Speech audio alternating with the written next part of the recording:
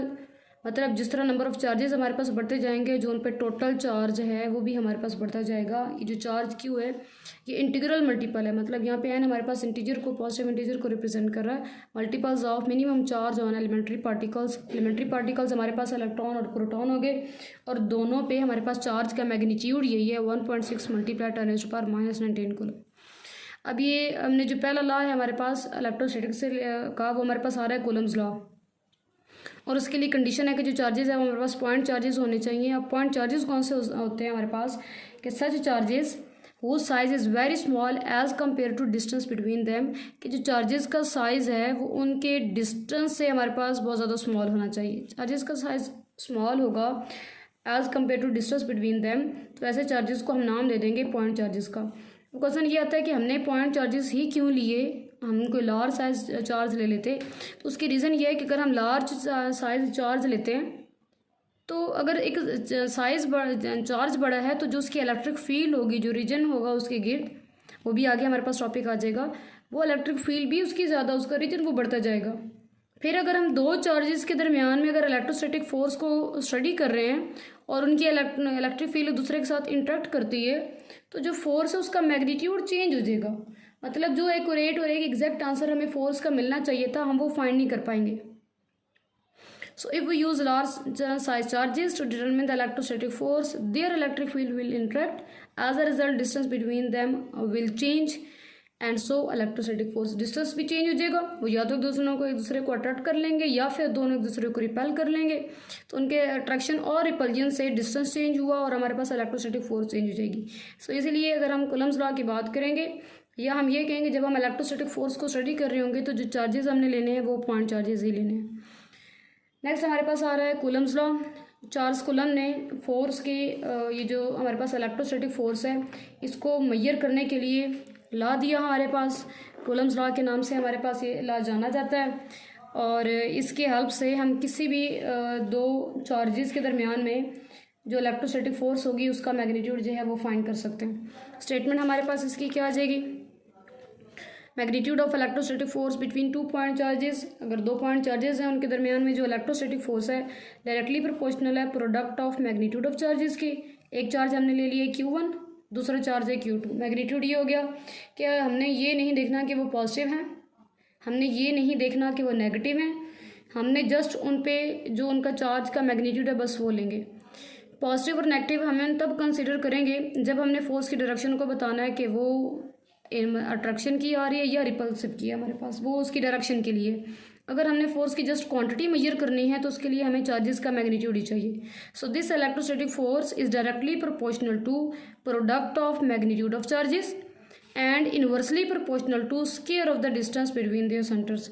Charges के centres के दरमियान में जो डिस्टेंस है वो हम आर से रिप्रेजेंट कर रहे हैं और उसके स्क्वायर के इनवर्सली प्रोपोर्शनल होगी। दोनों को कंबाइन किया, F proportional to Q1 Q2 over R square, equation में कन्वर्ट करेंगे, इक्वल का साइन आ जाएगा, साथ हमारे पास के आ जाएगा। के अब हमारे पास क्या है, प्रोपोर्शनलिटी कांस्टेंट है। डिपेंड किस पे करता है, दो चीज़ों पे डिपेंड करता है। एक तो सिस्टम ऑफ यूनिट्स पे कि कौन सा हमने सिस्टम लिया हुआ है जिसमें हम फोर्स, दोनों चार्जेस और उनके बिटवीन डिस्टेंस को मेजर कर रहे हैं, और साथ हमारे पास डिपेंड करता है कि जो दो चार्जेस हैं उनके दरमियान में मीडियम क्या लिया हुआ है। सिस्टम ऑफ यूनिट्स पे है और मीडियम बिटवीन चार्जेस। अगर दोनों चार्जेस के दरमियान में जो मीडियम है वो हमारे पास फ्री स्पेस हो जाए या एयर हो जाए, दोनों के लिए इस एप्सिलॉन नॉट की वैल्यू, जो परमिटिविटी है उसकी वैल्यू तकरीबन इक्वल ही है। तो इसलिए हम फ्री स्पेस की बात कर लें या एयर की बात कर लें, के लिए हमारे पास फार्मूला बन जाएगा K is equal to 1/4 pi epsilon naught. Epsilon naught हमारे पास क्या है, परमिटिविटी और फ्री स्पेस। परमिटिविटी की डेफिनेशन आगे हम कर लेते हैं। इसकी जो वैल्यू हमारे पास आ रही है 8.85 multiplied raise to power -12 coulomb square पर न्यूटन पर मीटर स्क्वायर। एप्सिलॉन नॉट की वैल्यू इसके अंदर पुट कर देंगे, 4 पाई की वैल्यू 3.14, एप्सिलॉन नॉट की वैल्यू पुट की तो के की हमारे पास वैल्यू आ रही है 9 multiplied raise to power 9 newton metre square पर कूलम स्क्वायर। दोनों के जो यूनिट्स हैं वो, उनके जो साइन है पॉजिटिव और नेगेटिव के, वो चेंज हो रहे हैं। अब अगर के का ये जो फार्मूला हमारे पास है 1/4 पाई एप्सिलॉन नॉट, अगर हम इस इक्वेशन 1 में पुट कर दें तो जो कूलम्स लॉ है वो हमारे पास बन जाएगा F is equal to 1/4 pi epsilon naught Q1 Q2 divided by R square. Vector form of Coulomb's law की बात करें, फोर्स हमारे पास वेक्टर क्वांटिटी है। कूलम्स लॉ से हम फोर्स मेजर कर रहे हैं। अगर हम उसे वेक्टर फॉर्म में लिखना चाहें तो अब उसके लिए हमारे पास क्या आ जाएगा। पहली बात तो हमारे पास ये है कि कूलम फोर्स म्यूचुअल फोर्स है। म्यूचुअल फोर्स का मतलब ये हुआ कि अगर Q1 Q2 पे फोर्स एक्सर्ट करेगा तो at the same time Q2 भी Q1 पे फोर्स एक्सर्ट करेगा। और अगर हम ये बात करें कि एक ने दूसरे पे फोर्स लगाई, वो एक्शन, दूसरे ने एट द सेम टाइम पहले वाले पे फोर्स लगा ली, वो हमारे पास रिएक्शन हो रहा है, तो ये तो फिर हमारे पास न्यूटन थर्ड लॉ आ रहा है। इसका मतलब ये हुआ कि जो कूलम्स लॉ है वो न्यूटन थर्ड लॉ को ओबे करता है, ये बिल्कुल उसके अकॉर्डिंग आ जाता है। अब हम दो फोर्सेस को अलग अलग नाम दे देते हैं। एक फोर्स हमारे पास आ जाएगी F12, दूसरी फोर्स ले लेते हैं F21। F12 वो फोर्स होगी जो Q1 एक्सर्ट कर रहा है Q2 पे, और F21 हमारे पास वो फोर्स आ जाएगी जो Q2 ने एक्सर्ट की है Q1 पे। That F12 is the force exerted by Q1 on Q2। 1 ने Q पे एक्सर्ट किया, ये आपकी अपनी मर्जी है, ये जस्ट नोटेशन ही है। आप इसको F21 का नाम दे दें कि 1 ने एक्सर्ट किया 2 पे, और इसको नाम दे दें F12 का, यहाँ से आ जाएगा 2 ने एक्सर्ट किया 1 पे, या F21 लिख लें। ये जस्ट सिंपल नोटेशन ही है, इससे फ़र्क नहीं पड़ता। So let F12 is the force exerted by Q1 on Q2 is given by F12 is equal to K Q1 Q2 R square. तो यहाँ पे यूनिट वेक्टर आ जाएगा, वो हमारे पास आ जाएगा R12। ये यूनिट वेक्टर हमारे पास किस लिए यूज़ कर रहे हैं, फोर्स की डायरेक्शन के लिए। अब फोर्स कहाँ से किस चार्ज की तरफ है, Q1 से Q2 की तरफ। So unit vector directed from Q1 to Q2, ये हमारे पास आ जाएगा R12। सिमिलरली F21 करेंगे तो वो कौन सी फोर्स होगी, जो Q2 एक्सर्ट कर रहा है Q1 पे, तो ये हमारे पास आ जाएगा K Q1 Q2 divided by R square with R unit vector R21। अब अगर आप दोनों को चेक करें तो ये जो मैग्नीट्यूड है तो ये सेम आ रहा है।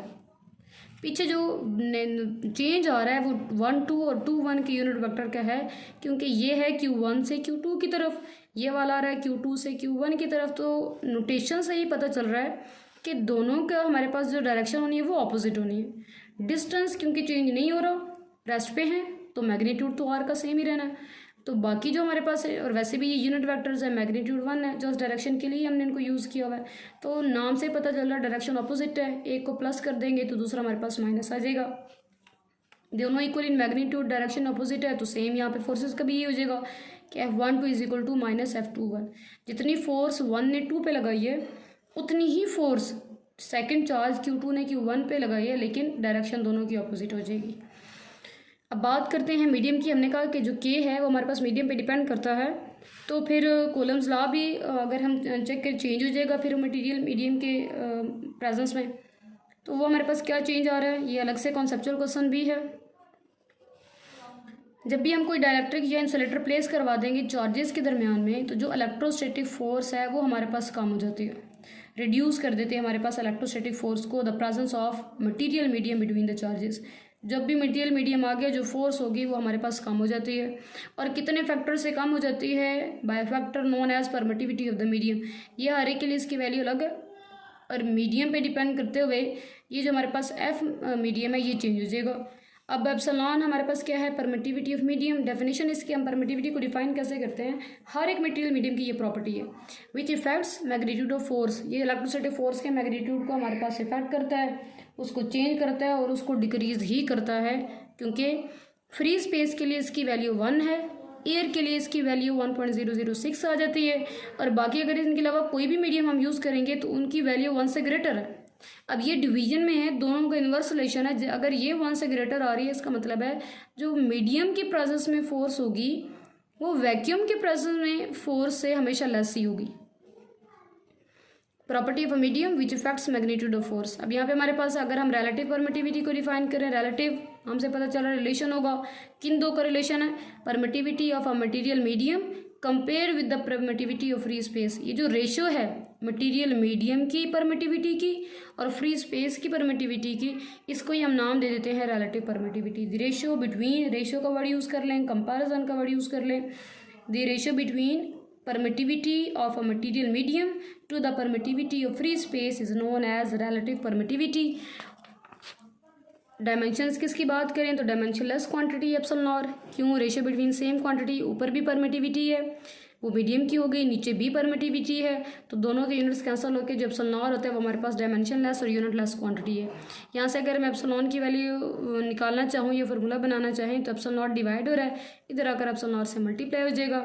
इक्वेशन 2 में पीछे पुट करें तो F medium is equal to 1/4 pi, जहाँ पे पहले सिंपल एप्सिलॉन था उसकी जगह पे हमने पुट कर दिया epsilon naught Q1 Q2 divided by R square.